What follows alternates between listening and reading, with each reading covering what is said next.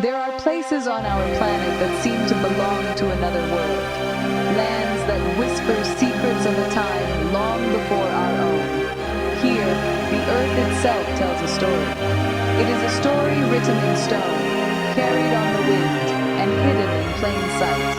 This is one such place. It is a land of impossible mountains and ancient valleys, a land where legends feel real. We are journeying to a corner of the world that holds some of nature's greatest mysteries. A place so remote, so untouched, it is as if we have stepped onto an extraterrestrial land on our own Earth. Welcome to Yemen. It begins with a feeling, a sense of awe that quiets the soul. As we soar above these landscapes, the world unfolds in a tapestry of ochre, amber, and deep shadow. The mountains rise like jagged teeth, their peaks piercing the clouds. They seem to guard something precious. Down below, vast plateaus stretch to the horizon, unbroken and silent. The scale is immense, almost difficult to comprehend. One can feel incredibly small here, a fleeting visitor in a realm sculpted by forces far greater than ourselves. The wind howls a lonely song, the only sound for miles. What secrets do these mountains hold? What life has found a way to survive in this stark, majestic wilderness? The answers are not easily given. They must be sought out, with patience and with reverence. The light here plays tricks on the eyes. It carves deep ravines into the rock face one moment, and then softens them into gentle slopes the next. Every shadow could hide a hidden canyon. Every cliff face could conceal the entrance to a world unseen for generations. The air is thin and pure, carrying the scent of dry earth and distant, unknown blossoms. This is not just a journey across a landscape. It is a journey into a deep mystery.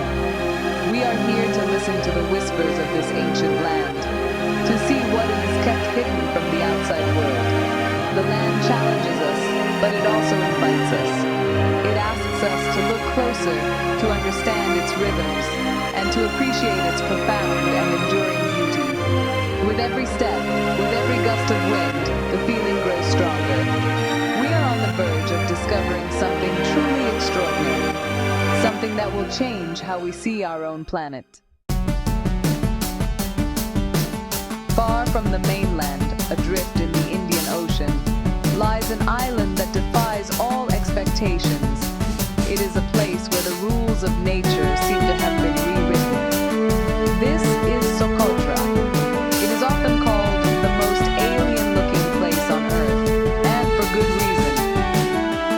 Here, evolution has taken a unique and bizarre path. The landscape is dotted with trees that look like they were imagined for another planet entirely. They are living relics, survivors from a different geological era. The island is a fragment of an ancient supercontinent, a living museum of botanical wonders. The most iconic resident of this strange island is the dragon's blood tree. Its branches spread upwards and outwards, forming a dense umbrella-like canopy. These trees are not just strange in their appearance, they hold a secret within their bark. When cut, they bleed a deep red resin, known for centuries as dragon's blood. This precious substance has been sought after by civilizations near and far, adding to the island's mystique. To stand beneath one of these ancient giants is to feel a connection to a botanical lineage that stretches back into the mists of time. But the dragon's blood tree is not the only oddity here. There is also the bottle tree, its trunk swollen and bulbous, designed to store water in this arid environment. It looks like a giant, smooth root that has erupted from the ground, sprouting a small crown of delicate pink flowers at its top. These trees are perfectly adapted to the island's harsh conditions, a testament to the ingenuity of life. Around them, the sounds are subtle. The gentle rustle of leaves, the hum of insects found nowhere else on Earth, and the distant crash of waves against the island's pristine shores. Life here moves at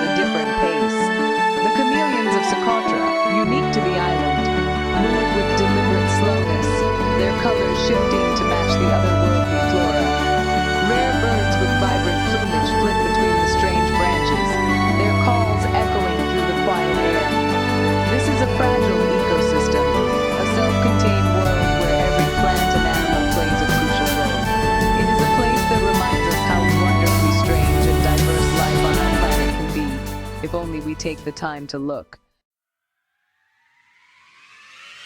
From the strange islands, our journey takes us back to the mainland, to a site that seems to rise from a dream.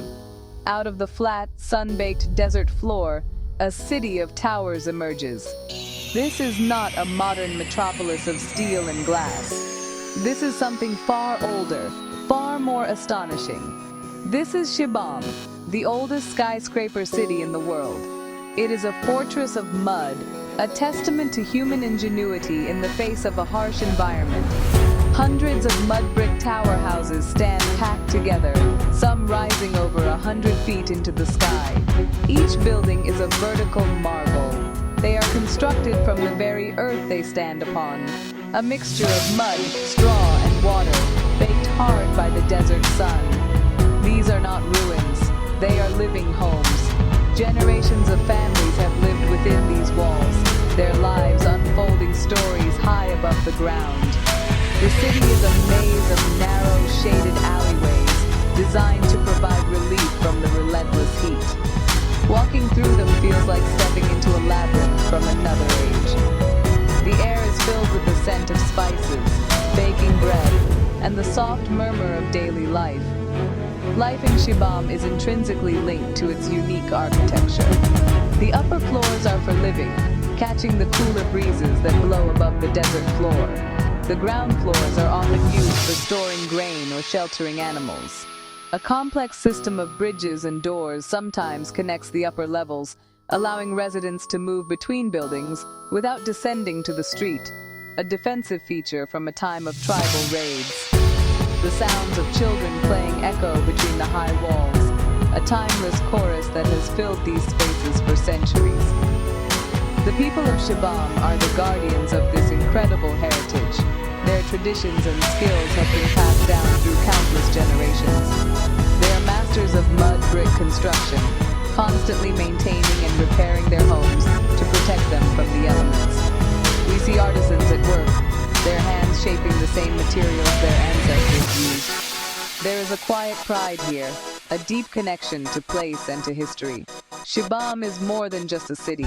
It is a living, breathing monument to human resilience and community.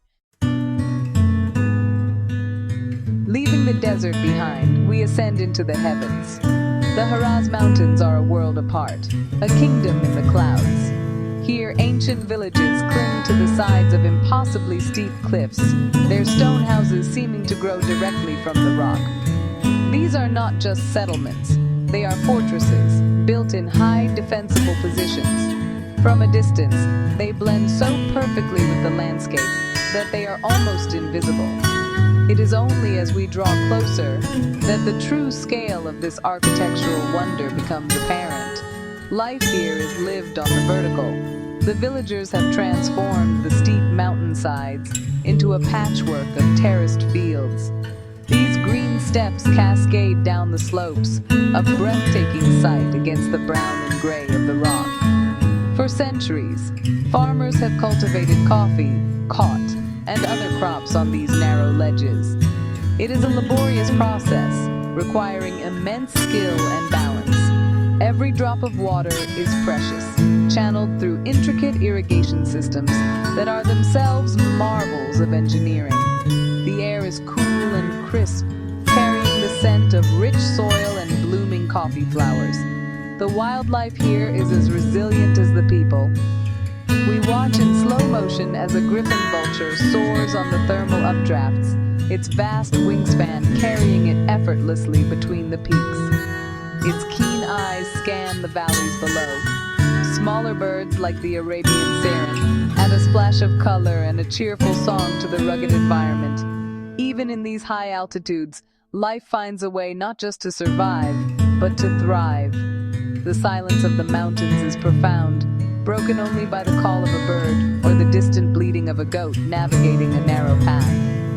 These mountain communities are custodians of ancient traditions. Their way of life has remained largely unchanged for centuries, shaped by the demands of their extraordinary environment.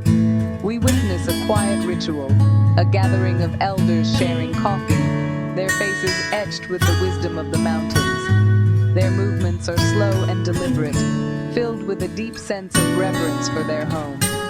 In their stories, the mountains are alive, powerful beings that provide for and protect them. This is a kingdom built not of gold, but of stone, perseverance, and a deep, unbreakable bond with the land. Beyond the mountains lies one of the largest sand deserts in the world, an ocean of dunes that stretches to the horizon in every direction. This is the empty quarter. It is a place that appears devoid of life, a realm of profound silence and solitude. The sun beats down with an unforgiving intensity, and the wind constantly reshapes the landscape. The dunes are colossal, sculpted into beautiful and terrifying forms. They are waves of sand, frozen in a moment of time, their crests as sharp as a knife's edge. The colors shift throughout the day, from soft gold at dawn to fiery red at sunset. Yet, even here, in this seemingly empty expanse, life persists. We must look closely to find it. A tiny desert beetle scurries across the sand, its tracks a delicate and temporary signature. It has adapted to collect moisture from the morning fog that sometimes rolls in from the coast. Hidden beneath the surface, a sandfish lizard swims through the loose grains, emerging only for a moment to hunt. These creatures are masters of survival, their existence a quiet miracle in one of the planet's most extreme environments. They move with an efficiency that wastes no energy. And there are larger miracles too. We are incredibly fortunate to witness a herd of Arabian oryx. These magnificent antelope were once pushed to the brink of extinction, but have made a remarkable comeback in their native habitat. With their long, straight horns and ghostly white coats, they seem like apparitions against the endless sand. They move with a quiet elegance, their hooves perfectly adapted to walk on the shifting dunes. Seeing them here, wild and free in their ancestral home, is a moment of pure, unadulterated wonder, a sign of hope in the heart of the great desert. The desert also holds the secrets of human endurance. For millennia, nomadic tribes have navigated this sea of sand. Their knowledge of the stars and the subtle signs of the landscape passed down through generations. They understand the desert's rhythms, where to find water, and how to read the winds. Their culture is one of deep respect for this powerful environment. We find a quiet camp at dusk, the smell of coffee brewing over a small fire, the soft sounds of conversation carrying on the cool night air. It is a reminder that even in the harshest of places, humanity can find a home. Our journey through this land of mysteries is drawing to a close.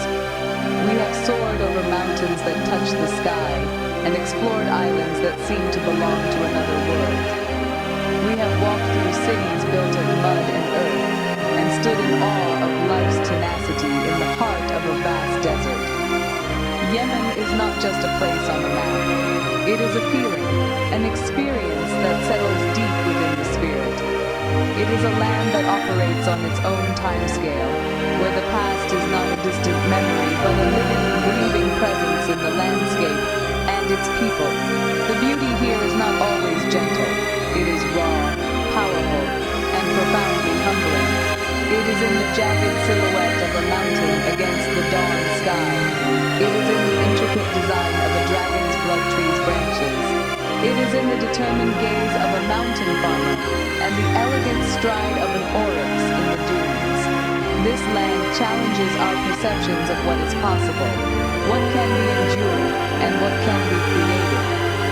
It reminds us that our planet is filled with wonders that exceed our wildest imaginations, hidden in corners we have yet to fully explore. What is the secret that Yemen holds? Perhaps it is not one single thing. Perhaps the secret is the land itself, its resilience, its strange and enduring beauty, and its ability to harbor such unique forms of life, both natural and human. It is a testament to the deep connection between a people and their environment, a relationship forged over millennia of shared existence.